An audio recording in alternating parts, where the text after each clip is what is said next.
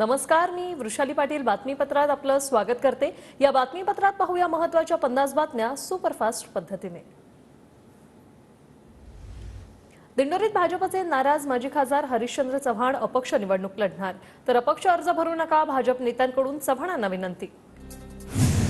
नाशिकमध्ये हेमंत गोडसेंकडून शक्ती प्रदर्शन करत अर्ज दाखल, उमेदवारी अर्ज दाखल करण्यापूर्वी गोडसेंकडून इगतपुरीच्या घाटनदेवी मंदिरात आरती।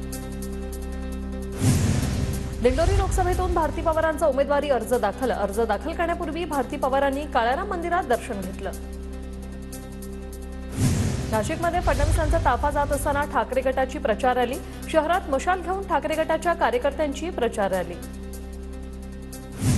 किरण सावंत विधानसभा निवडणूक लढवणार, किरण सावंत लांजा राजापूर विधानसभा मतदारसंघाचं नेतृत्व करणार, शिवसेनेचे जिल्हाप्रमुख राहुल पंडित यांची माहिती।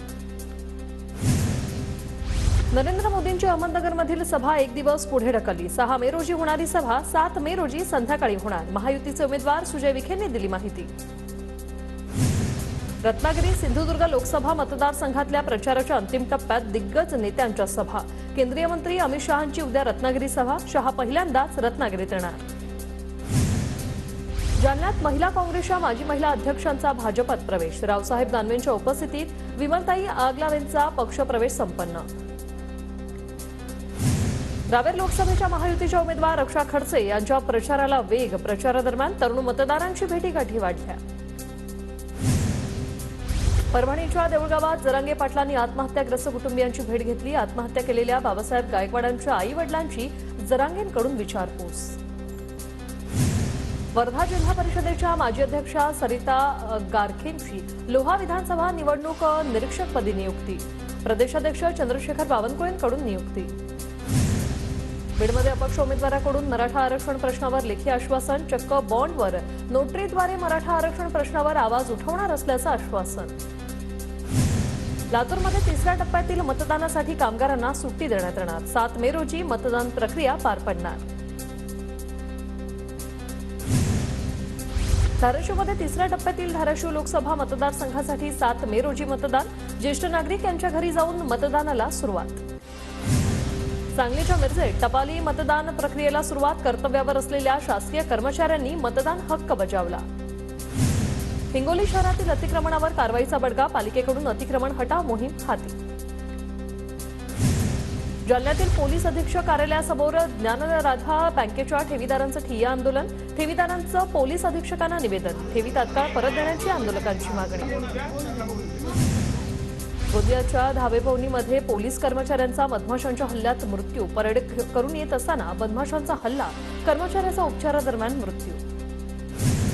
परभणी जिल्हा क्रीडा संकुलाची करण्यात आली साफसफाई, खेळाडूंसाठी सर्व सुविधा देण्यात येणार, क्रीडा अधिकारी कविता नवंदे यांनी पदभार घेतल्यानंतर संकुलाचा कायापालट।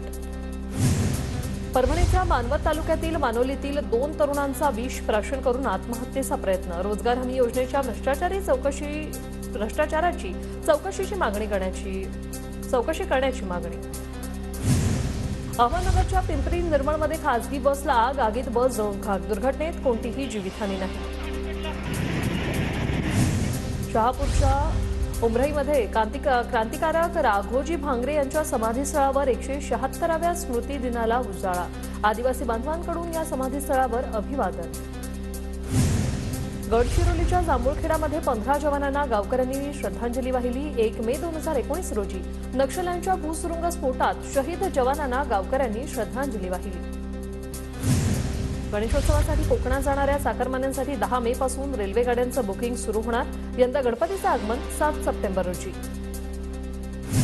आजपासून 29 मे पर्यंत कोकण रेल्वे मार्गावर मेगा ब्लॉक, माजोर्डा ते मडगाव विभागातील रेल्वे उड्डाण पुलाचं बांधकाम, प्रवाशांचा खोळंबा होण्याची शक्यता। ताडोबातील नयनतारा वाघीण आणि डेडली बॉईजचा तलावाशेजारी फेरफटका, नैसर्गिक पाणवठ्याच्या काठावर वाघांची मस्ती। नांदेडच्या बिलोलीमधील गागले गावात खंडोबा मंदिरात मूर्ती प्रतिष्ठापना आणि कलशारोहण सोहळा संपन्न, पारंपरिक वाद्य वाजवत महिला डोक्यावर कळस घेऊन मिरवणुकीत सहभागी। पिंपरी चिंचवडच्या कालभैरवनाथ खंडोबा महाराज उत्सवानिमित्त कुरुळी ग्रामदैवताच्या मंदिराला आकर्षक अशी फुलांची सजावट, दर्शनासाठी भाविकांची गर्दी।